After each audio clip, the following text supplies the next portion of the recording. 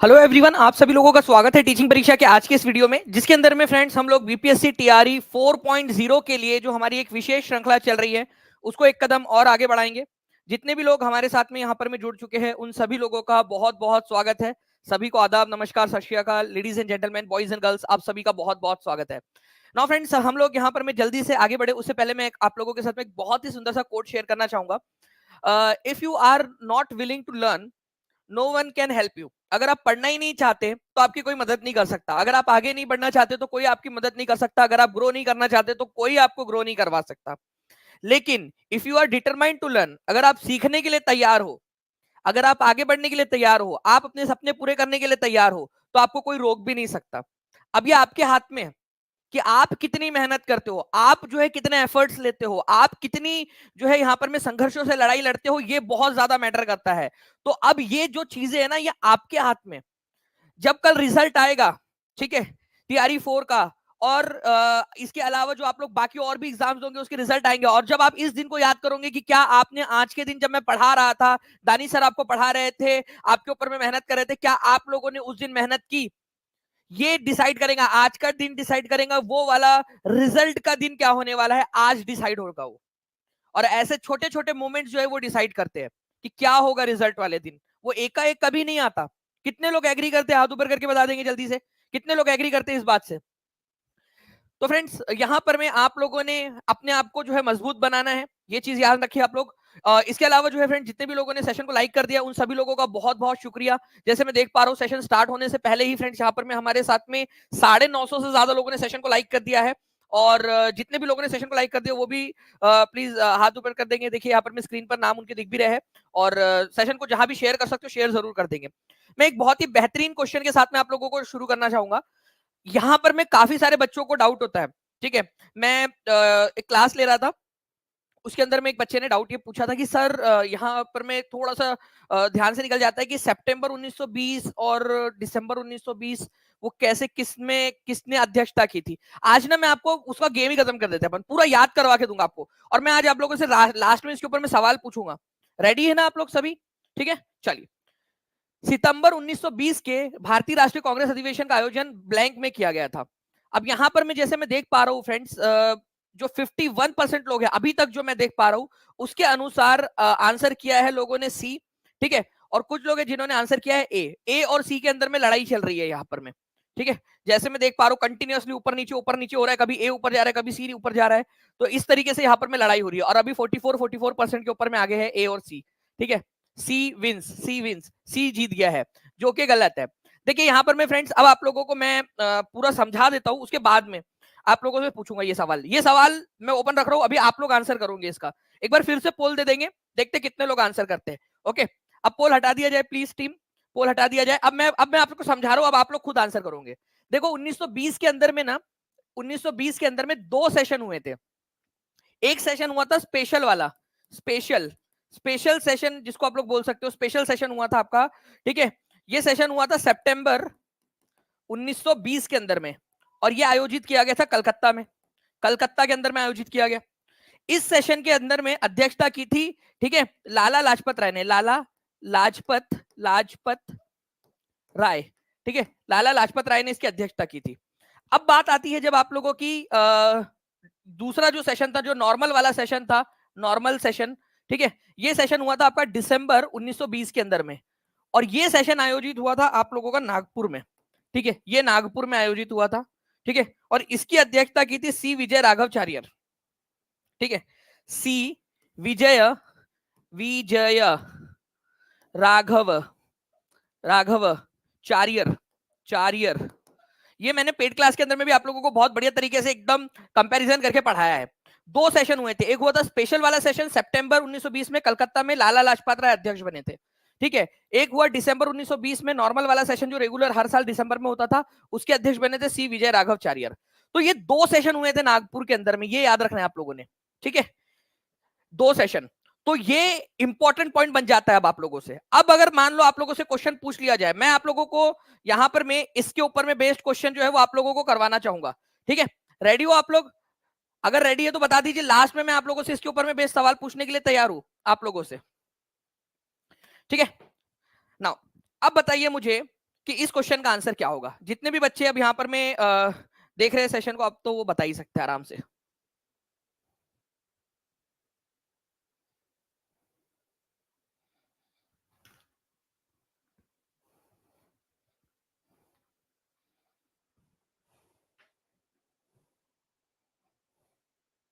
चलिए बहुत बढ़िया फ्रेंड्स, यहाँ पर मैं जैसे देख पा रहा हूँ 5 मिनट के अंदर में 1000 से ज्यादा बच्चे हमारे साथ में यहाँ पर में जुड़ चुके हैं और 1200 से जो है फ्रेंड्स ज्यादा आप लोगों ने सेशन को लाइक कर दिया, तो बहुत बहुत शुक्रिया आप सभी लोगों का। ऐसे ही फ्रेंड्स सेशन को लाइक एंड शेयर जरूर करते रहेंगे आप सभी लोग। देखिए अगर मैं बताऊं तो यहाँ पर मैं आंसर हो जाएगा कलकत्ता के अंदर में हुआ था पहला जो है सितंबर वाला। इसके अध्यक्ष कौन थे ये आप लोग मुझे कमेंट करके बताएंगे जल्दी जल्दी से, इसके अध्यक्ष कौन थे। फास्ट आप लोगों का आंसर आ जाना चाहिए, इसके अध्यक्ष कौन थे इस सेशन के अंदर में। ठीक है, आप लोग आंसर करोगे। नाउ फ्रेंड नेक्स्ट क्वेश्चन की तरफ में आगे बढ़ते हैं। हड़प्पा सभ्यता निम्नलिखित में से कहां तक फैली हुई थी। 1000 से ज्यादा लोग यहाँ पर में जुड़ चुके हैं, 1100 लोग हो चुके हैं फ्रेंड। केवल 6 मिनट भी, अभी 6 मिनट होने में भी 5 सेकंड बचे हुए हैं। आप लोगों ने इतना स्पीड में यहाँ पर में ज्वाइन कर लियो आप सभी लोग। ये पढ़ाई वाले बच्चे, ये सिलेक्शन वाले बच्चे, ये रैंक लाने वाले बच्चे, ये पूरा जो हुजूम है ना रैंक लाने वाले बच्चों का हुजूम है। हड़प्पा सभ्यता भारत की सबसे पुरानी सभ्यता है। आप लोगों को पता है फ्रेंड्स कि ये सभ्यता भारत के जो है वो उत्तर पश्चिमी इलाके के अंदर में फैली हुई थी। उत्तर पश्चिमी इलाके के अंदर में इसका जो विस्तार है आप लोगों को मिलेगा अफगानिस्तान के अंदर में। ठीक है, उसके बाद में जो है फ्रेंड्स भारत के गुजरात तक फैली हुई थी, पाकिस्तान का जो सिंध है वहां तक फैली हुई थी। तो ये बहुत बड़े इलाके में उत्तर पश्चिम भारत के और आज का जो अफगानिस्तान तक का इलाका है वहां तक फैली हुई थी। ठीक है, तो गुजरात में भी इसके सबूत मिलते हैं, अफगानिस्तान में भी इसके सबूत मिलते हैं, सिंध जो पाकिस्तान के अंदर में आज वहां पर में भी इसके सबूत मिलते हैं। तो more than one of the above इसका आंसर हो जाएगा। Answer is more than one of the above. बहुत ही सिंपल सा क्वेश्चन था फ्रेंड्स, लेकिन अगर आप लोगों ने इसको अच्छे से कर लिया तो बहुत आसानी से आप लोग जो है इस पर्टिकुलर क्वेश्चन को एग्जाम के अंदर में भी याद रख सकते थे। तो D more than one of the above is the correct answer. ठीक है, तो यहां पर मैं आप देख सकते हो कि कितने वाइड इलाके के अंदर में ये फैली हुई थी। ठीक है, ये पूरा का पूरा इलाका था हड़प्पा सभ्यता का। नाउ नेक्स्ट क्वेश्चन की तरफ में आगे बढ़ते हैं हम लोग फ्रेंड्स। यहां पर में इस क्वेश्चन का आंसर जिसने लगा डाला उसकी लाइफ झिंगा लाला। चलिए बताइए इस पर्टिकुलर क्वेश्चन का आंसर क्या होगा।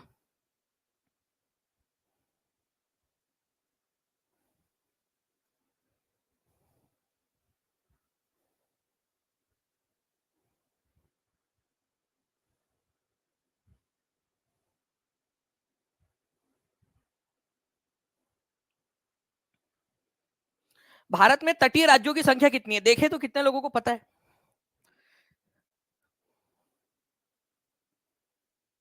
भारत में तटीय राज्यों की संख्या की जब बात आ रही है यहाँ पर में, तो कंटिन्यूअसली अलग अलग लोग अलग अलग नंबर ऑफ आंसर्स यहाँ पर में कर रहे हैं। ठीक है, 6 7 8 9, तो आंसर क्या हो जाएगा यहाँ पर में आप लोग देखिए, हम लोग गिन लेते हैं। ठीक है, ये देखिए अगर हम लोग बात करें, देखो क्या पूछा है, यूनियन टेरिटरी पूछा है कि नहीं, राज्य पूछा है कि केवल राज्य पूछा है, मतलब स्टेट्स की बात कर रहे हैं। ठीक है, तो यूनियन टेरिटरी हम इसमें नहीं गिनेंगे। तो गुजरात हो जाता है, महाराष्ट्र, ठीक है, यहां पर में गोवा है, गोवा मत भूल जाना आप लोग, गोवा है, कर्नाटक है और केरल है। तो ऐसे 5 राज्य ऐसे जो पश्चिमी साइड में है। और यहां पर में देखेंगे तो पश्चिम बंगाल, उड़ीसा, ठीक है, आंध्र प्रदेश और तमिलनाडु। तो कितने हो गए, 4 इधर साइड में हो गए। तो 5 और 4 टोटल हो जाते हैं 9 राज्य ऐसे। ठीक है, आप लोगों के जो तट रेखा जो है बनाते हैं, तट रेखा जो है उनके पास में है, बाकी जो है राज्य उनके पास में तट रेखा नहीं है। तो 9 राज्य ऐसे हैं जिनके पास में तट रेखा है, ये याद रखना आप लोगों ने, इंपॉर्टेंट है, एग्जाम के अंदर में आप लोगों से पूछा जा सकता है। ठीक है,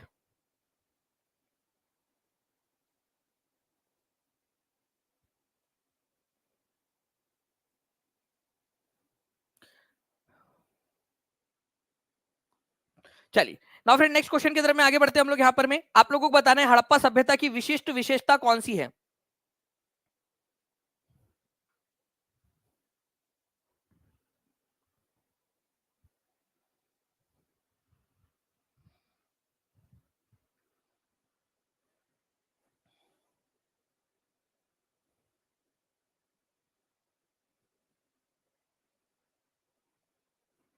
तो देखिए अगर हम लोग बात करेंगे फ्रेंड्स, हड़प्पा सभ्यता जो थी आज से करीब 4,500 साल पहले, उनके पास में मुहरें हुआ करती थी, और जो मुहर थी वो भी आप लोगों की ऐसी आयताकार हुआ करती थी, आयताकार। ठीक है, उन आयताकार जो सील थी, जो मुहरें हुआ करती थी, उसके ऊपर में भी कोई ना कोई जानवर वगैरह टाइप का बना हुआ होता था। ठीक है, कोई जानवर बना हुआ होता था उनका उस सील के ऊपर में। जनरली शहरी नियोजन था, मतलब शहरी टाइप की व्यवस्था थी। लोग आभूषण पहनते थे, ऑर्नामेंट पहनते थे वो लोग, जो है झुमके और बिंदी वगैरह वगैरह जो भी आभूषण होते थे, वो सारे आभूषण वगैरह भी उनके पास में थे। तो more than one of the above इसका आंसर हो जाएगा फ्रेंड्स, आपके एग्जाम में पूछा गया प्रश्न है। ठीक है, तो हड़प्पा सभ्यता जो है वो शहरी प्रकार की व्यवस्था थी, ये याद रखना है आप लोगों ने। ऐसा नहीं है कि वहां पर में खेती बाड़ी नहीं होती थी, बिल्कुल खेती बाड़ी भी होती थी, लेकिन ज्यादातर जो इलाके थे वो शहरी इलाके थे। ठीक है, इनके पास में मुहर थी, मुहर लगाते थे ये लोग, सील टाइप का, ठप्पा टाइप का। ठीक है, और ऑर्नामेंट पहनते थे ये लोग। ठीक है, तो ये आप लोगों को याद रखना है। ब्रॉन्ज ये लोग बहुत ज्यादा इस्तेमाल करते थे, ब्रॉन्ज, कांसा। ठीक है, तो ये इसी वजह से इसको कांसा युगीन सभ्यता भी कहा जाता है। ओके, चलिए नेक्स्ट क्वेश्चन जो है फ्रेंड्स आप लोगों का, इसके अंदर में इसको आंसर करिए आप सभी लोग। कांस्य युगीन सभ्यता भी इसको कहा जाता है। आपको बताना है, during an emergency all of the following fundamental rights are suspended except. अब ये क्वेश्चन है फ्रेंड्स आप लोगों का बढ़िया वाला, देखते कितने लोग इसका आंसर कर पाते हैं।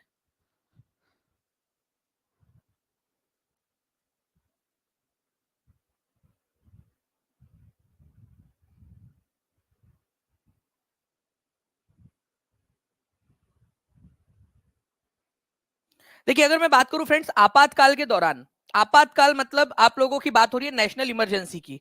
नेशनल इमरजेंसी लगती है आर्टिकल नंबर 352 के तहत, ये याद रखेंगे आप लोग, 352 के तहत लगती है आपातकाल। अगर आपातकाल लग गया तो हमें हमारे देश को बचाना है पहले, बाकी चीजें तो बाद में देखी जाएंगी, फंडामेंटल राइट्स वगैरह वगैरह, पहले देश बचाना है, देश की आजादी को बचाना है। तो कुछ फंडामेंटल राइट्स ऐसे हैं जिनको छोड़कर बाकी सारे फंडामेंटल राइट्स जो है वो खत्म हो जाते हैं। ठीक है, तो वो फंडामेंटल राइट्स है आप लोगों के आर्टिकल नंबर 20 और 21, इनको छोड़कर बाकी सारे फंडामेंटल राइट्स खत्म हो जाते हैं अपने आप। जैसे कि आप लोगों का, अगर मैं यहां पर मैं बात करूं, संगठन की स्वतंत्रता, संगठन बनाने की स्वतंत्रता, आप अपना संगठन बना सकते हो, यह आर्टिकल नंबर 19 में दिया हुआ है। आर्टिकल नंबर 19 में दिया हुआ है, तो ये आंसर नहीं हो सकता, क्योंकि केवल 20 और 21 नहीं खत्म होते, बाकी सारे खत्म हो जाते हैं, तो ये आंसर नहीं हो सकता। Freedom of speech and expression, ये भी आर्टिकल नंबर 19 में ही दिया हुआ है, आर्टिकल नंबर 19 में दिया हुआ है, ये तो पहले खत्म हो जाता है एकदम। ठीक है, उसके बाद में जो है friends freedom of assembly without arm. ठीक है, इकट्ठा होने की स्वतंत्रता। मान लो यहां पर में हमारे ऊपर में चीन ने, पाकिस्तान ने, भूटान ने, नेपाल ने, श्रीलंका ने, अफगानिस्तान ने, म्यांमार ने, मालदीव ने, सबने मिलकर हमला कर दिया हमारे ऊपर में। ठीक है, एकदम विपदा, आपदा, संकट सब हमारे ऊपर में एक साथ आ गया। तो अब हम क्या करेंगे, अब वहां पर में आप लोग जाकर वहां पर में बैठ गए, हमको चाहिए जस्टिस, जल्दी रिजल्ट निकालो। वो सरकार सोचेंगी यार ये लोगों को पहले इधर वालों को हैंडल करूं या पहले उधर वालों को, उधर लोगों को हैंडल करूं करके। ठीक है, तो ये भी चीजें हो सकती है। आप लोग जो अब शिक्षक बन जाओगे तो शिक्षक बन के वहां पर में धरने पे बैठ गए कि हमें जो है हमारी सैलरी जो है वो 50-50 रुपए बढ़ाओ। तो ये जो है फ्रेंड्स चीज जो असेंबल होने वाली चीज है वो भी आपके आर्टिकल नंबर 19 में आती है, और ये भी सस्पेंड हो जाता है।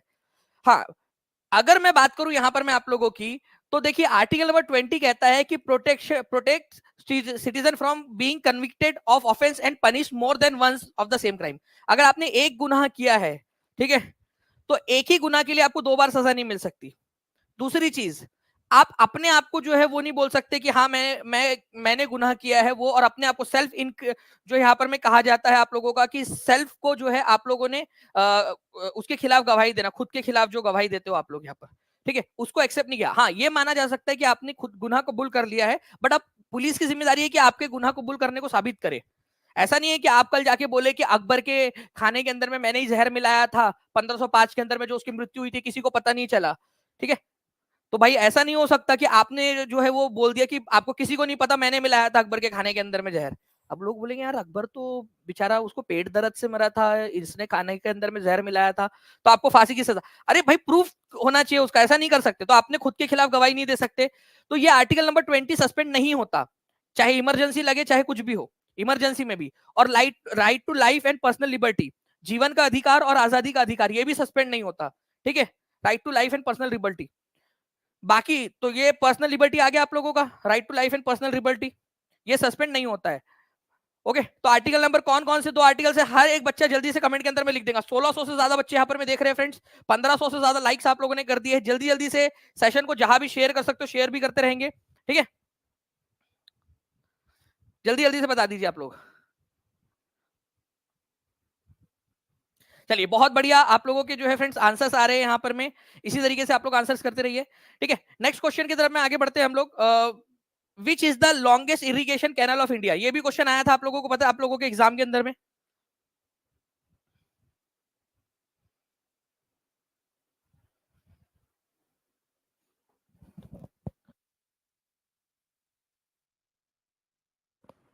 विच is the longest irrigation canal of India? Yamuna canal, eastern Kosi canal, Indira Gandhi canal. तो आंसर क्या हो जाएगा फ्रेंड्स? ठीक है, 2 बार आया हुआ क्वेश्चन नहीं है आपका एग्जाम के अंदर में। तो 94% लोगों ने सही आंसर दिया है इंदिरा गांधी कैनल। चलो अब इसको आज कुछ तूफानी करते हैं, ठीक है, कुछ ना कुछ अब करते हैं। यहां पर मैं, आप लोगों ने आंसर कर दिया, 95% लोग हो चुके हैं अभी। अब करते हैं हम लोग यहां पर में, बताओ मुझे इंदिरा गांधी कैनल जो है वो कहां से निकलती है? ठीक है, निकलती कहां से है? निकलती निकलती कहां से है? ठीक है, कहां से निकलती है बताएंगे जल्दी से आप लोग। देखे तो कितने लोग आंसर कर पा रहे हैं। और जाती कौन से राज्य के अंदर में, कौन से 2 राज्यों के अंदर में ट्रेवल करती है? वेरी गुड फ्रेंड्स, कुछ बच्चे जो आंसर कर पा रहे हैं, ये एग्जाम में अगली बार क्वेश्चन पूछे जाने की संभावना है। ठीक है, तो ये निकलती है आप लोगों की हरी के बराज से। ठीक है, हरी के बराज जो है पाकिस्तान, जो पंजाब के अंदर में, आपका पंजाब के अंदर में, पंजाब के अंदर में हरी के बराज है, जहां पर में सतलज और ब्यास नदी आकर मिलती है, वहां पर में हरी के बराज बनता है पंजाब के अंदर में, वहां से ये नहर निकाली गई है। ठीक है, तो ये याद रखना है आप लोगों ने, हरी के बराज का। तो आंसर जो है फ्रेंड्स आप लोगों का क्या हो जाएगा यहाँ पर में, इस पर्टिकुलर क्वेश्चन का हो जाएगा ऑप्शन नंबर सी। ठीक है,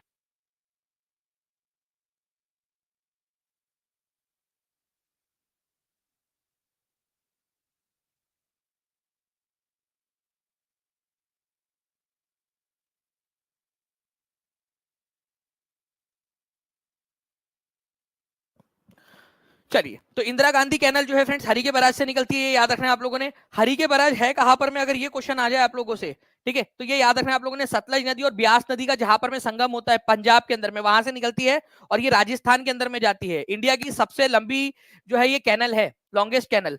ओके, चलिए, अब जो है फ्रेंड्स थोड़ी देर बाद में इसके ऊपर में बेस्ड क्वेश्चन भी आप लोगों से पूछूंगा।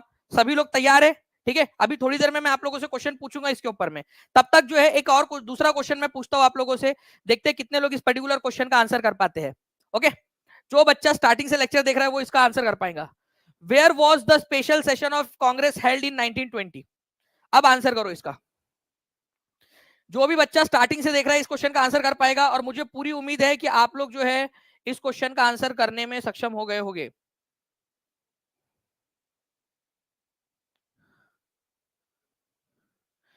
सारे क्लास में लिया है सीमा यादव जी, नॉलेज कैप्सूल सारे जगह पे उपलब्ध है।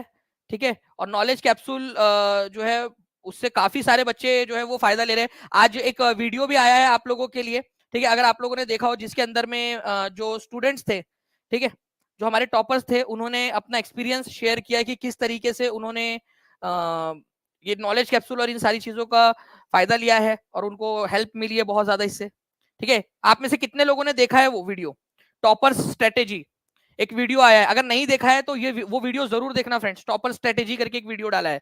Where was the special session of Congress held in 1920?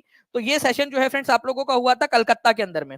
इसके अध्यक्ष कौन थे, अगर ये क्वेश्चन पूछ लिया जाए आप लोगों से, तो मैं अभी आप लोगों से वो भी क्वेश्चन पूछूंगा कि जो स्पेशल सेशन हुआ था उसके अध्यक्ष कौन थे, तो वो आप लोगों को बताना है थोड़ी देर के अंदर में। वो भी क्वेश्चन मैं भी आप लोगों से पूछने वाला हूँ।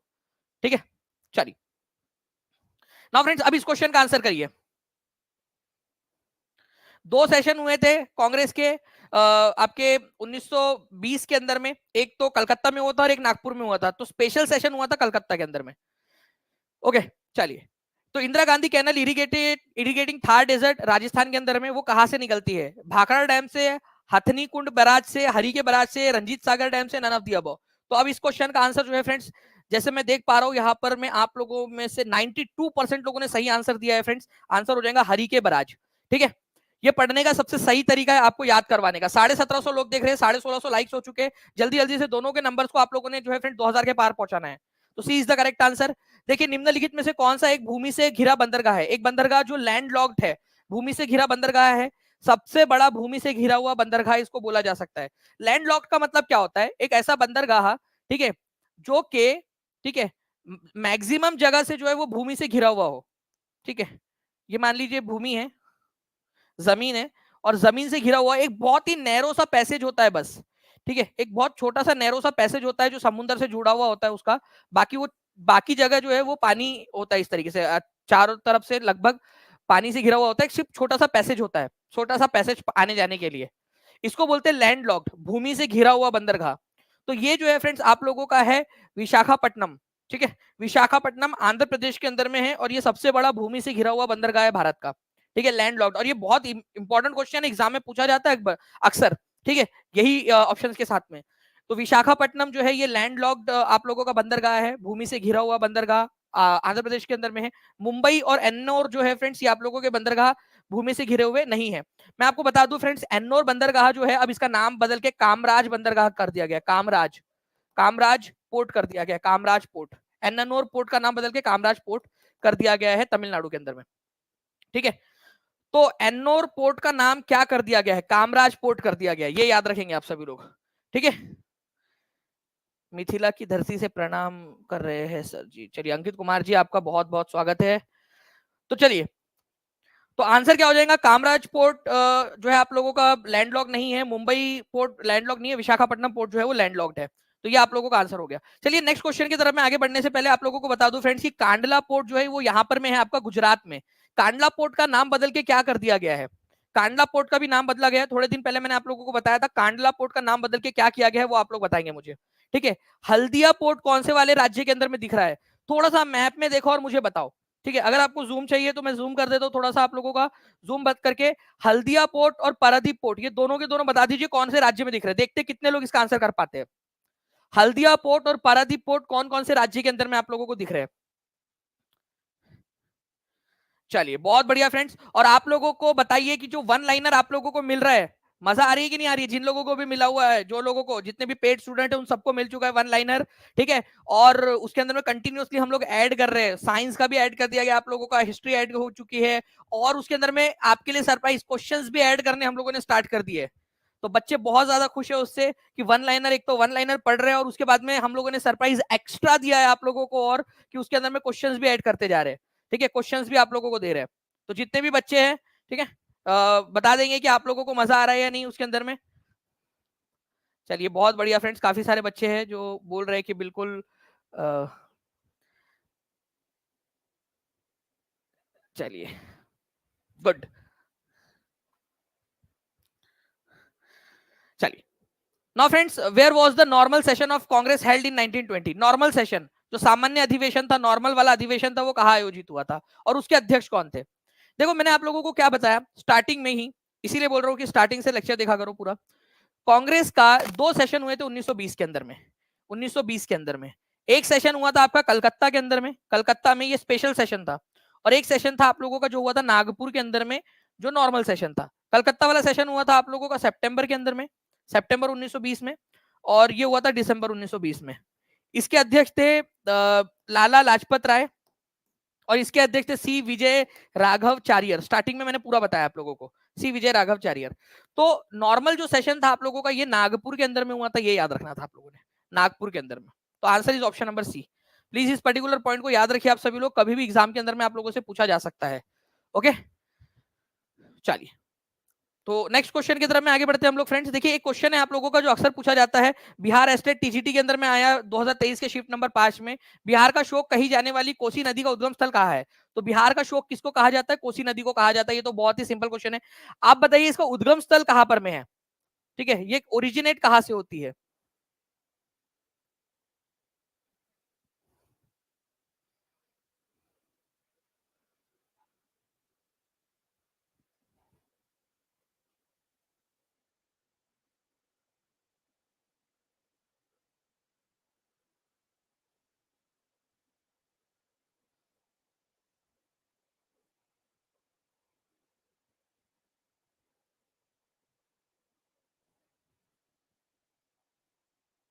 चलिए बहुत बढ़िया। तो बिहार का शोक कही जाने वाली कोसी नदी का उद्गम स्थल जो है फ्रेंड्स नेपाल के अंदर में है। ठीक है, अगर मैं आप लोगों को यहाँ पर मैं दिखाना चाहूँ थोड़ा सा, तो बिहार के अंदर में जो है फ्रेंड्स ये आप लोगों की भीमनगर में एंटर करती है। अब ये भीमनगर चलिए कौन से वाले जिले के अंदर में पड़ता है ये भी आप लोग मुझे बता देंगे। ठीक है, तो बिहार का शोक या बिहार का कर्स इसको कहा जाता है। नेपाल के हिमालय के अंदर में इसका उद्गम होता है सप्तकोशी के नाम से। फिर बाद में धीरे धीरे धीरे धीरे जो है फ्रेंड्स ये बहुत सारी जो अलग अलग उसकी धाराएं हैं सप्तकोशी की, ठीक है, वो एक साथ मिल जाती है और कोसी नदी का रूप लेकर जो है बिहार के अंदर में एंटर करती है। तो बिहार के अंदर में ये एंटर करती है आप लोगों की भीमनगर जिले से, और भीमनगर जो है आप लोगों का है सुपौल के अंदर में। तो सुपौल जिला है जहां से ये एंटर करती है। ठीक है, तो ये याद रखेंगे आप सभी लोग। ओके, इंपॉर्टेंट पॉइंट है। अब मैं आप लोगों से पूछ रहा हूं कि कोसी नदी जो है गंगा नदी से कौन से जिले के अंदर में जाकर मिलती है, ये अभी आप लोगों को बताना है। ओके, तो कोसी नदी, ठीक है, कुर्सेला नाम की जगह है आप लोगों की, ठीक है, वहां पर में जाकर गंगा नदी में मिल जाती है। अब वो जगह, वो जिला कौन सा, ये आप लोग मुझे बताओगे। ओके, चलिए, तो ये एक इंपॉर्टेंट पॉइंट है, याद रखना है आप सभी लोगों ने, एग्जाम के अंदर में आप लोगों से पूछा जा सकता है। तो सुपौल जिले के भीमनगर में बिहार के अंदर में एंटर करती है। अभी अपने आप में एक क्वेश्चन है, मैं आपको बता दूं, ये क्वेश्चन भी पूछा जा सकता है। मैं टीम से रिक्वेस्ट करूंगा कि प्लीज इसके ऊपर में जो है क्वेश्चन बना दिया जाए कि कोसी नदी बिहार के कौन से इलाके से जो है एंटर करती है। प्लीज जल्दी से क्वेश्चन बना दिया जाए। और आप लोग देखेंगे फ्रेंड, टीचिंग परीक्षा की डेडिकेटेड टीम जो है वो आप लोगों के लिए एकदम फास्ट क्वेश्चंस भी अवेलेबल करवा देगी। चलिए, बहुत बढ़िया, 1971 बच्चे जुड़ चुके हैं, 1800 लाइक आपने कर दिया। ऐसे ही करते रहेंगे फ्रेंड, जल्दी जल्दी से सेशन को आगे बढ़ाते रहेंगे। अब देखिए 45वीं बीपीएससी का क्वेश्चन, इसका आंसर करिए। कटिहार में जाकर मिल जाती है, वेरी गुड, ठीक है, कुर्सेला नाम की जगह पर। चलिए, इलाहाबाद संधि के बाद रॉबर्ट क्लाइव ने मुर्शिदाबाद का डिप्टी दीवान, ठीक है, नायब दीवान जिसको कहते हैं, वो किसको नियुक्त किया था। अब ये क्वेश्चन से आपको याद आ रहा है कुछ? जितने भी पेड क्लास के स्टूडेंट हैं उनके लिए मैंने भारत एक खोज, जो आज से 25 साल पहले टेलीकास्ट हुआ था डीडी नेशनल के ऊपर में, उसका एक एपिसोड डाला है मैंने आप लोगों के लिए। कितने लोगों ने देखा है वो एपिसोड? ठीक है, कितने लोगों ने देखा है वो एपिसोड? वो पंडित जवाहरलाल नेहरू की डिस्कवरी ऑफ इंडिया नाम की जो पुस्तक है ना, उसके ऊपर में आधारित है वो पूरी की पूरी सीरीज। उसका मैंने वो एपिसोड आप लोगों के लिए डाला है, ठीक है। चलिए, काफी सारे बच्चे जिन्होंने देखा है। पेड क्लास के अंदर में यही फायदा है आप लोगों का कि आपके लिए हर वह चीज जो संभव है वो आप लोगों को प्रोवाइड करवाई जा रही है, ठीक है। बहुत सारे बच्चे जिन्होंने देखा है, बहुत अच्छी बात है। चलिए, तो उसके अंदर में आप लोगों ने देखा होगा, उस सीरीज के अंदर में मैंने आपको दिया ही इसलिए वो कि आप लोग उससे भी समझ सके कि क्या क्या हुआ था। तो आपको पता है इलाहाबाद की संधि जो है वो फ्रेंड्स कब हुई थी? बक्सर की लड़ाई के बाद में। बक्सर की लड़ाई, बैटल ऑफ बक्सर, बक्सर की लड़ाई हुई थी आप लोगों की 1764 के अंदर में। उसके बाद में उन्होंने क्या किया, जो मुर्शिदाबाद, जो उस समय बंगाल की राजधानी थी, ठीक है, वहां का डिप्टी दीवान या नायब दीवान जो है वो किसको नियुक्त कर दिया था? उन्होंने मोहम्मद रजा खान को कर दिया था, है ना। आप लोगों को याद है उसमें रॉबर्ट क्लाइव भी दिखाया गया है और सारी बातें उसके अंदर में हुई हैं। तो बहुत बहुत शुक्रिया दानी सर, इतना बेहतर पढ़ाने के लिए थैंक्स। अब तो ऐसा लग रहा है कि इंडिया के हर एग्जाम को इजीली क्वालिफाई कर सकता हूँ, that is only because of TP. Thank you very much Sarfaraz Anwar ji, बहुत बहुत शुक्रिया आपका, ठीक है। तो मोहम्मद रजा खान, ये हमने देखा हुआ है उसके अंदर में। जिन लोगों ने भी नहीं देखा है वो प्लीज जरूर देख लेना, आपके लिए स्पेशली प्रोवाइड करवाया है। तो A is the correct answer. Now friends, अब एक चीज और बनती है आप लोगों की कि आप लोगों ने देखा होगा, एक क्वेश्चन आया था कि बैटल ऑफ बक्सर के समय में, ठीक है, बंगाल के जो है वो कौन थे, गवर्नर कौन थे? ये आया था कि नहीं आया था क्वेश्चन आप लोगों का? बंगाल का गवर्नर कौन था बक्सर की लड़ाई के समय में? ये क्वेश्चन अभी आप लोगों को मैं दिखाने वाला हूँ थोड़े दिनों के अंदर में, ठीक है। बंगाल का गवर्नर कौन था, और इसके अलावा उस सेना का नेतृत्व किसने किया था बक्सर की लड़ाई के समय में? चलिए, आप आगे में हम लोग देखेंगे, उस क्वेश्चन के थ्रू मैं समझाता हूं आपको। कोसी नदी बिहार की कौन से जिले से गंगा नदी में मिलती है? चलिए, ये क्वेश्चन आ गया आप लोगों का, कौन से जिले में मिलती है, कौन से जिले से इसका ये बिहार के अंदर में एंटर करती है, वो भी क्वेश्चन बना दीजिए प्लीज जल्दी से एक। तो कोसी नदी के बिहार के जिले में, ठीक है, ये कौन से जिले में जाकर मिलती है? तो कटिहार जिले के अंदर में मिलती है, कुर्सेला नाम की जगह पर, ठीक है। अब देखिए बीपीएससी एएओ एग्जाम के अंदर में पूछा गया प्रश्न, और ये आप लोगों को वन लाइनर में भी दिया है मैंने। वन लाइनर वाली जो आप लोगों को पीडीएफ मिल रही है ना कंटिन्यूअसली, उसके अंदर में भी दिया हुआ है। तो बताइए इसका आंसर क्या होगा? जो भी बच्चे टीचिंग परीक्षा के साथ में जुड़ना चाहते हैं और अपनी सफलता सुनिश्चित करना चाहते हैं, नीचे में नंबर दिया हुआ है, देर मत करिए। ऐसा ना हो कि जो है आपका जो बाकी बच्चे जब पढ़ रहे हैं उसमें आपका समय निकल जाए, आप जो है वेट करते रह जाओ।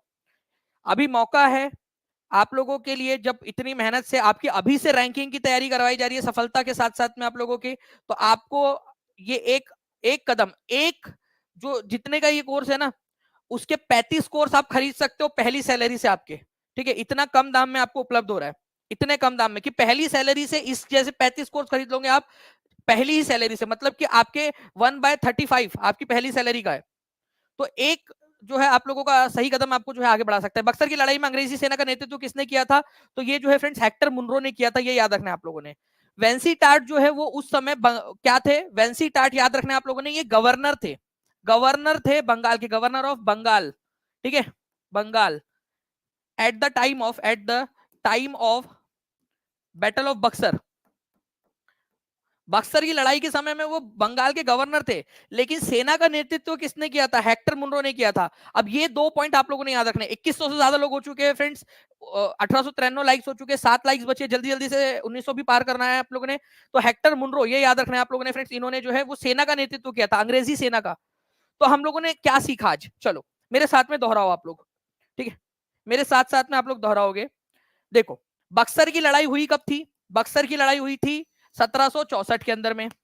उस समय में बंगाल का गवर्नर कौन था? बंगाल का गवर्नर, मैं टीम से रिक्वेस्ट करूंगा, बंगाल का गवर्नर कौन था? वो क्वेश्चन आया था, वो डाल दिया जाए प्लीज, ठीक है। तो वेंसी टार्ट थे, वेंसी टार्ट, ठीक है, आप लोगों ने याद रखना है। उसके बाद में अगर बात की जाए कि बक्सर की लड़ाई के अंदर में जो आर्मी थी, ठीक है, आर्मी को लीड किसने किया था, आर्मी का नेतृत्व किसने किया था बक्सर की लड़ाई के अंदर में? तो वो था आप लोगों का हेक्टर मुनरो, हेक्टर मुनरो, ठीक है। हेक्टर मुनरो जो है था, उसने सेना का नेतृत्व किया था। तो दोनों ही प्रकार के क्वेश्चंस पूछे जाते हैं आप लोगों से, तो प्लीज इस पर्टिकुलर पॉइंट को याद रखिएगा, इंपॉर्टेंट है। इस क्वेश्चन में बोला था अंग्रेजी सेना का नेतृत्व किसने किया था, तो हेक्टर मुनरो हो जाएगा। वेंसी टार्ट जो है वो बंगाल के गवर्नर थे उस समय में। ओके, चलिए, which river enters Kursela in the state of Bihar? कौन सी नदी बिहार राज्य के कुर्सेला में प्रवेश करती है? चलिए, वैसे तो यहाँ पर मैं, ये क्वेश्चन थोड़ा सा वेग हो गया है कि कुर्सेला में प्रवेश करती है इन द सेंस कि कुर्सेला के अंदर में जाकर गंगा नदी में मिल जाती है, ऐसा क्वेश्चन होना चाहिए था ये, ठीक है। तो कौन सी नदी बिहार राज्य के कुर्सेला में प्रवेश करती है? तो हम इसको थोड़ा सा, क्वेश्चन को थोड़ा मॉडिफाई कर लेते हैं, ठीक है। क्वेश्चन को इस तरीके से रखते हैं कि कौन सी नदी गंगा नदी के अंदर में जाकर मिलती है कुर्सेला में, मतलब गंगा नदी ऐसी बह रही है, कुर्सेला नाम की जगह है, ठीक है, कौन से राज्य में ये भी बता दीजिए, और वो नदी आकर मिल जाती है कुर्सेला के अंदर में, कुर्सेला। इतनी अच्छी प्रिपरेशन होनी चाहिए कि भाई एग्जामिनर भी अगर क्वेश्चन बनाए तो आप लोगों को पता हो जाना चाहिए कि भाई उसमें और क्या मॉडिफाई कर सकते हैं। एग्जामिनर को जाकर आप ट्यूशन दो कि क्वेश्चन कैसे बना सकते हैं। एग्जामिनर आपके पास में आए कि पुष्पलता कुमारी खाली हो गए, थोड़ा सा बताओ यार, थोड़ा क्वेश्चन कैसे बना सकते, किस किस चीज पे बना लू करके। डेली डोज कैप्सूल वाली क्लास कहाँ मिलेंगी? स्टेटस ऑफ जॉय जी आपको जो है ऐप के ऊपर में मिल जाएंगी सारी की सारी, ठीक है। तो आंसर हो जाएगा कोसी रिवर जो है कुर्सेला के पास में गंगा नदी में मिल जाती है। हम लोगों ने क्वेश्चन वो कर दिया था उसको मॉडिफाई। बक्सर के युद्ध के समय बंगाल का गवर्नर कौन था? चलो आपका एग्जाम के अंदर में क्वेश्चन। वॉइस का कुछ इशू बोल रहे हैं लोग, वॉइस का इशू आप लोग बताइए, वॉइस का कोई इशू है क्या? एक बार बता दीजिए प्लीज, वॉइस का कुछ इशू आ रहा है आप लोगों को?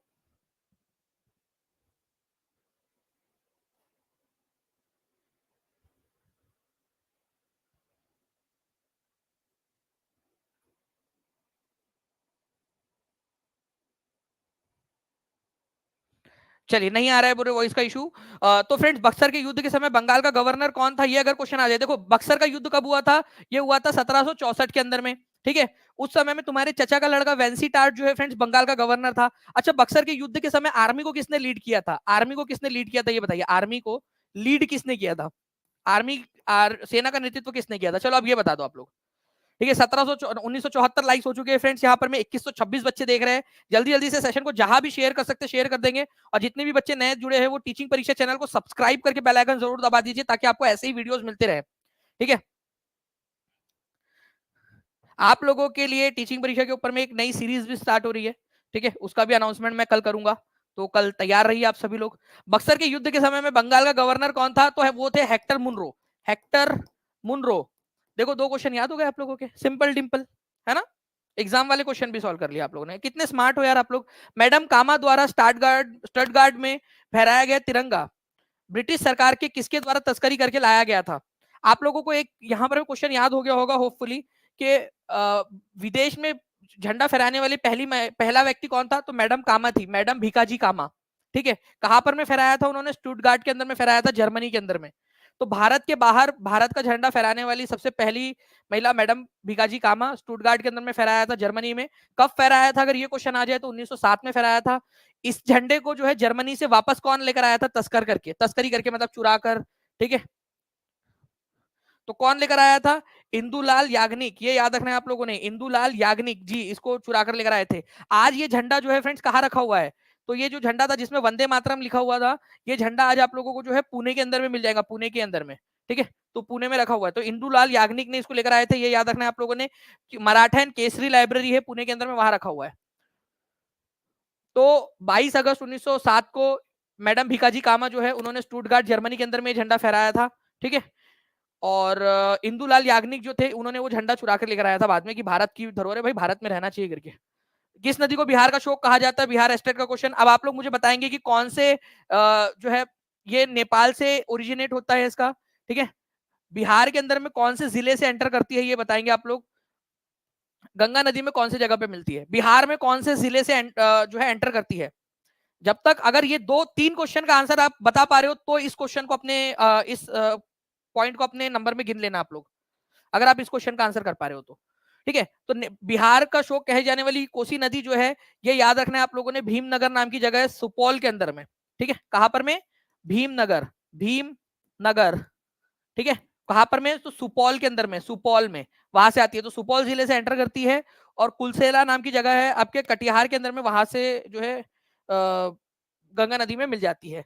तो कोसी नदी को बिहार का शोक कहा जाता है। तो ये 3 क्वेश्चन अगर आपने आंसर किए हैं तो अपना 1 नंबर आप लोग गिन लीजिए, ठीक है। 2000 से ज्यादा लाइक्स करने के लिए बहुत बहुत शुक्रिया आप सभी लोगों का फ्रेंड्स, ठीक है। नेक्स्ट क्वेश्चन की तरफ में आगे बढ़ते हैं। बिहार का शोक किस नदी को कहा जाता है? ये देखिए आप लोगों का 6वीं शिफ्ट के अंदर में 18 सितंबर 2023 में भी पूछा गया था। कोसी नदी को कहा जाता है, ठीक है। कोसी नदी नेपाल राज्य, नेपाल जो देश है वहां से इसका उद्गम होता है सप्तकोशी के नाम से। इनमें से किसे लाल बाल और पाल के नाम से नहीं जाना जाता है? कौन है जो लाल बाल पाल के नाम से नहीं जाने जाते? देखिए ये क्वेश्चन बढ़िया है यार। देखो इसके अंदर में इसने जो है ना आप लोगों का बिल्कुल एकदम चेक किया है।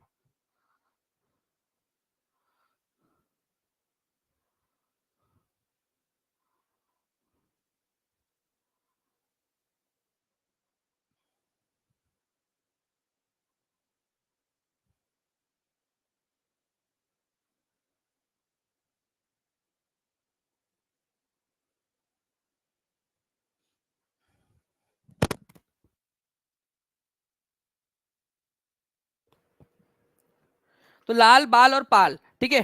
तो लाल हो जाएंगे लाला लाजपत राय, ठीक है। बाल हो जाएंगे बाल गंगाधर तिलक, और बिपिन चंद्र पाल जो हो जाएंगे वो हो जाएंगे पाल, ठीक है। तो ये सारे के सारे। तो आपसे बोला गया कि कौन सा नहीं जाना जाता है। यहां पर में कई सारे लोग होंगे जिन्होंने डी आंसर किया है तो वो गलत हो जाएंगे। आंसर आप लोगों का ई होगा, नन ऑफ दी अबव। कौन सा नहीं है? जब सारे के सारे है, ये है, ये है, ये है, तो कौन सा नहीं है? तो ऐसा कोई नहीं है जो नहीं है, ठीक है। ये याद रखना है आप लोगों ने, इसी वजह से answer none of the above होगा। ये ये जो है ना आप लोगों को टाइम पर डिसीजन लेना होता है एग्जाम के अंदर में कि फटाक से आप लोग डिसीजन ले सके कि आंसर डी होगा या ई होगा ऐसे क्वेश्चन के अंदर में। तो आपसे नहीं पूछा है ना कौन नहीं है, जब ये सारे के सारे है तो कौन सा वाला नहीं है? ऐसा कोई नहीं है यहाँ पर में जो नहीं है, तो none of the above answer होगा आप लोगों का, ठीक है। कैप्सूल्स जो है वो पेड क्लास के अंदर में आप लोगों को मिल रही है सारे के सारे जगहों के ऊपर में, ठीक है। और बहुत ज्यादा सराहना की जा रही है बच्चों के द्वारा। इवन मैंने आप लोगों को जो है फ्रेंड्स वीडियो आज डाला है टॉपर्स के साथ में, जो आप लोगों ने देखा होगा, ठीक है। आप लोग जरूर देखिए उस वीडियो को, आप लोगों को काफी सारी चीजें पता चलेंगी कि किस तरीके से बच्चे पढ़ाई कर रहे हैं, आपको इंसाइट मिलेगा उसके अंदर में से, ठीक है। तो लाला लाजपत राय, बाल गंगाधर तिलक, बिपिन चंद्र पाल की तिकड़ी को जो है फ्रेंड्स हम लोग यहाँ पर में लाल बाल पाल के नाम से जानते हैं। ये लोग नरम दल के नेता थे या गरम दल के नेता थे? ये लोग गरम दल के नेता थे, मतलब उग्रवादी थे, ठीक है। रविंद्रनाथ टैगोर ने अपनी नाइटहुड उपाधि किस कारण त्याग दी थी? इनको नाइटहुड की उपाधि मिली थी। नाइटहुड की उपाधि जो है फ्रेंड्स ये ब्रिटेन की सरकार के द्वारा, ब्रिटेन के राजा जो है वो देते थे, ये याद रखना है आप लोगों ने।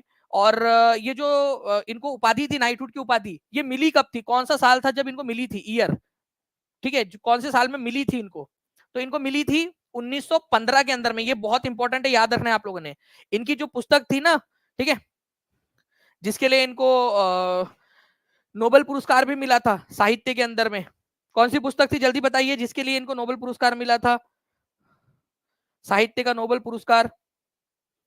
ओके, तो उसी से प्रभावित होकर इनको नाइटहुड की उपाधि भी दी थी। लेकिन जालियनवाला बाग हत्याकांड जब हुआ 1919 के अंदर में, उसके बाद में जो है इन्होंने अपनी नाइटहुड की उपाधि जो है वो वापस कर दी। अंग्रेज सरकार को बोला लो तुम्हारी नाइटहुड की उपाधि इसकी पिपुड़ी बनाओ और अपने पास ही रखो, ठीक है। एक तरफ सम्मान दे रहे, एक तरफ में यहाँ पर में क्या हो रहा है कि हमारे लोगों को मारा जा रहा है। तो गीतांजलि के लिए जो है फ्रेंड्स इनको मिला था 1913 के अंदर में। तो इनको रविंद्रनाथ टैगोर को नोबेल कौन से साल में मिला था ये भी क्वेश्चन बनता है, ठीक है। तो रविंद्रनाथ टैगोर, ठीक है, रविंद्रनाथ टैगोर जो है उनको मिला था 1913 के अंदर में, ठीक है। एक तो साहित्य के क्षेत्र में मिला था, ये याद रखना है आप लोगों ने।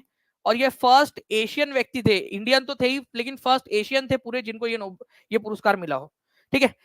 अच्छा, पहले व्यक्ति जो ब्रिटेन की संसद में सदस्य बने थे, आपको पता है उसका मैंने क्वेश्चन आप लोगों आपके लिए डाला है, आपके जो वन लाइनर वाली जो सीरीज आपको दी है। टीचिंग परीक्षा हमेशा एक कदम आगे सोचता है। हमने आपको वन लाइनर सीरीज दी, पेड वाले बच्चों को तो बिल्कुल फ्री दिया है ना, 199 रुपीज का कोर्स है, पूरा पूरा फ्री दे दिया आपको, इतना मटेरियल उसके अंदर में, सारे के सारे क्वेश्चन है बिहार के। उसके बाद में एक कदम देखे आप लोगों को, उसके उस वन लाइनर पर बेस्ड आप लोगों को टेस्ट दे रहे हैं हम लोग। ठीक है, और वो भी बहुत सारे सारे क्वेश्चन आपको, मॉडर्न हिस्ट्री के ऊपर में ही 100 क्वेश्चन दिए गए। उसमें आप देखोगे क्वेश्चन बनाया गया था कि कौन थे, और उसका एक्सप्लेनेशन अगर आप पढ़ोगे, ठीक है, दादा भाई नौरोजी का, तो दादा भाई नौरोजी कब बने थे, ठीक है, कौन से जगह से बने थे और कौन सी पार्टी से बने थे, वो भी आप लोगों को इतना डीप में पढ़ाया जा रहा है। तो आप लोग जरूर इसको पढ़िएगा फ्रेंड्स, अच्छे से एक्सप्लेनेशन भी जरूर देखिएगा। ठीक है, चलिए। तो रविंद्रनाथ टैगोर 1913 में नोबेल पुरस्कार प्राप्त कर रहे थे इन्होंने, 1915 में उनको नाइटहुड से सम्मानित किया गया, लेकिन 1919 में जालियनवाला बाग हत्याकांड की वजह से इन्होंने जो है इसको त्याग दिया था। ये बीपीएससी में पूछा गया क्वेश्चन है आप लोगों का। नाउ फ्रेंड, नेक्स्ट क्वेश्चन आप लोगों का देखिए, in which Congress session did Lala Lajpat Rai presided as the president? कौन सा सेशन था जिसके अंदर में इन्होंने कांग्रेस अध्यक्ष के रूप में जो है भूमिका निभाई थी?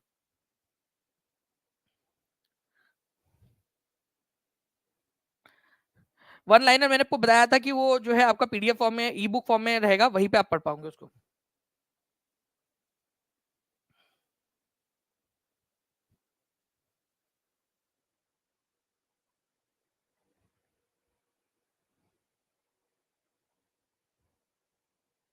बहुत बढ़िया। तो देखिए, अगर आप लोग इसका आंसर कर पा रहे हो तो बहुत अच्छी बात है फ्रेंड्स। लाला लाजपत राय जो है, ये कलकत्ता ना 1920 में दो सेशन हुए थे, एक हुआ था कलकत्ता में, उसमें सेशन अध्यक्ष बने थे। अगर नागपुर की 1920 की बात आती है आप लोगों की, तो वहां पर में थे सी विजय विजय राघव राघव चारियर।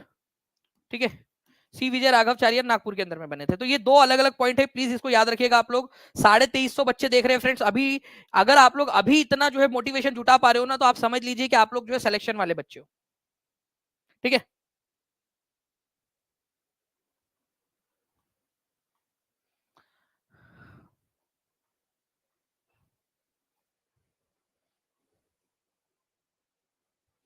संयुक्त जो है राष्ट्रीय विकास कार्यक्रम, ठीक है, यूनाइटेड नेशन डेवलपमेंट प्रोग्राम, आपको बताना है कि इसका मुख्यालय कहां पर में, यूनाइटेड नेशन डेवलपमेंट प्रोग्राम।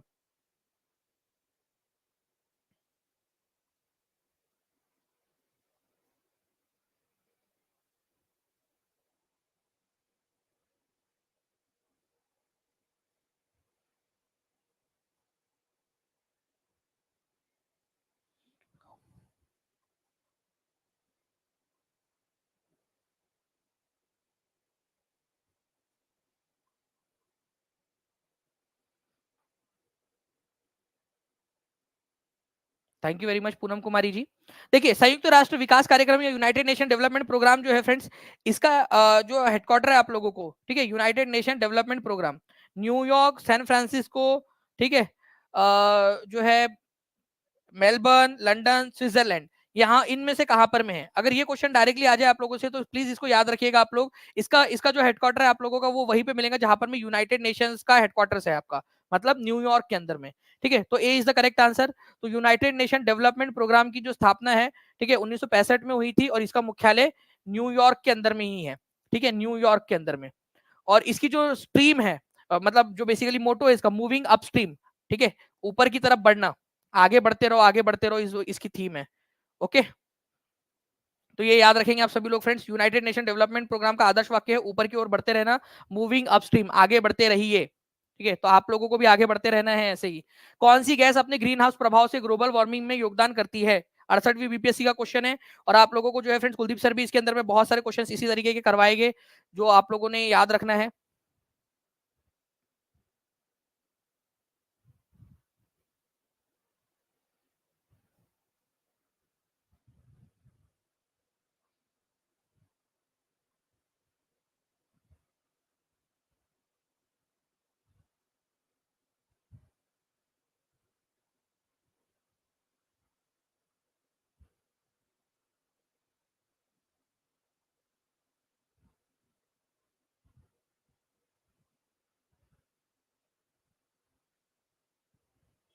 चलिए एक क्वेश्चन और करवाता हूँ फ्रेंड्स मैं आप लोगों को, जिसके अंदर में आप लोगों को याद है हमने थोड़ी देर पहले जो हमारा नॉलेज कैप्सूल है उसके अंदर में हम लोगों ने इसको पढ़ा था ब्रंटलैंड रिपोर्ट के बारे में। वो क्वेश्चन हम लोग करेंगे, कौन सी गैस अपने ग्रीन हाउस प्रभाव से ग्लोबल वार्मिंग में सहायता करती है? कार्बन डाइऑक्साइड है, मीथेन है, ठीक है। तो आप लोगों का आंसर हो जाएगा उपयुक्त में से एक से अधिक, ठीक है। तो कार्बन डाइऑक्साइड जो है फ्रेंड्स यहाँ पर में करती है, मीथेन जो है इसके अंदर में करती है, इवन जो वाटर वेपर है वो इसके अंदर में करता है, क्लोरोफ्लोरोकार्बन जो है फ्रेंड्स ये भी आप लोगों की एक प्रकार की ग्लोबल वार्मिंग या ग्रीन हाउस गैस है आपकी। तो आंसर इसका हो जाएगा more than one of the above, उपयुक्त में से एक से अधिक।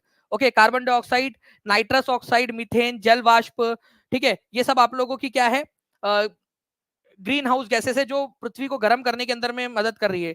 तो carbon dioxide, nitrous oxide, methane, water vapours, ये सारे के सारे आप लोगों के ग्रीन हाउस प्रभाव पैदा करने वाले, ठीक है, कारक है। नेक्स्ट क्वेश्चन जो है फ्रेंड्स इसका आंसर करिए आप लोग। 1987 में ब्रंटलैंड रिपोर्ट के जो है किसके बारे में बात की गई थी? ब्रंटलैंड रिपोर्ट के अंदर में जिन भी बच्चों ने नॉलेज कैप्सूल जो आप लोगों के लिए एक फ्री ऑफ कॉस्ट पे स्टूडेंट के लिए एक श्रृंखला स्टार्ट की हमने, ठीक है, तो बताइए जिसने भी देखा है वो आंसर कर सकता है।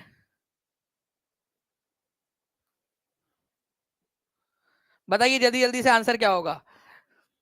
ब्रंटलैंड रिपोर्ट नॉलेज कैप्सूल देखिए आप लोग, नॉलेज कैप्सूल आप लोगों के लिए है बहुत ज्यादा एक मील का पत्थर साबित होगा आप लोगों के अंदर में, देख लीजिएगा आप लोग।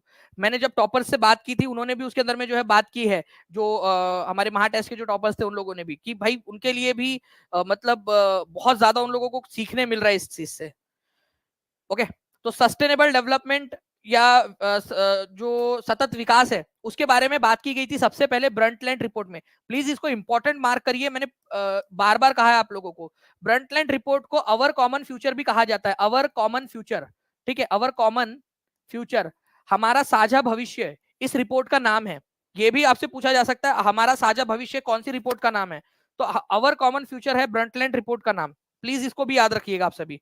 इसके अलावा अगर मैं बात करूं आप लोगों से फ्रेंड्स, तो सस्टेनेबल डेवलपमेंट की परिभाषा कुछ इस प्रकार दी गई थी कि हमारी जरूरतों को इस प्रकार पूरा करें हम, हमारी जनरेशन के लोग, कि आने वाली जनरेशन की जरूरतों के साथ में हम कोई खिलवाड़ ना करें, उनकी जरूरतों का भी ध्यान रखें।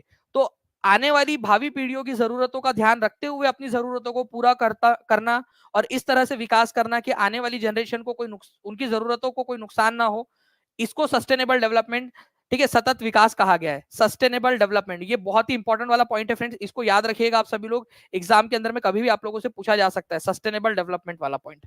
ओके, तो ये इंपॉर्टेंट पॉइंट था आप लोगों का। आई थिंक यहाँ पर मैं जो है फ्रेंड्स आप लोगों का जो है वो समय हो गया है कुलदीप सर की क्लास का। उसके बाद में उसके पहले मैं जो है जल्दी जल्दी से आप सभी लोगों से फ्रेंड्स कुछ क्वेश्चंस पूछना चाहूंगा। जल्दी से आप लोग कमेंट करके कमेंट में इसके आंसर करेंगे ऐसी मुझे उम्मीद है। आप लोगों से मैंने पूछा था कि जो है 1920 का, ठीक है, 1920 का, ठीक है, जो स्पेशल सेशन है वो कहाँ हुआ था, स्पेशल सेशन कहाँ हुआ था, और आप लोग मुझे बताओगे कि इसके अध्यक्ष कौन थे, ठीक है, कहा, ठीक है, प्लेस, और जो है यहाँ पर में प्रेसिडेंट कौन थे इसके, ये भी आप लोग मुझे बताओगे। ओके, इसके अलावा जो है फ्रेंड्स आप लोगों को बता दूं कि एक और क्वेश्चन मैं आप लोगों से पूछना चाहूंगा कि जो कोसी नदी है वो बिहार में कौन से इससे एंटर करती है, कोसी जो है बिहार में बिहार में कौन से जिले से एंटर करती है वो बताना है आप लोगों ने, जिले से, ठीक है जी। कुलदीप सर की क्लास आज 3 बजे है फ्रेंड्स, ठीक है, तो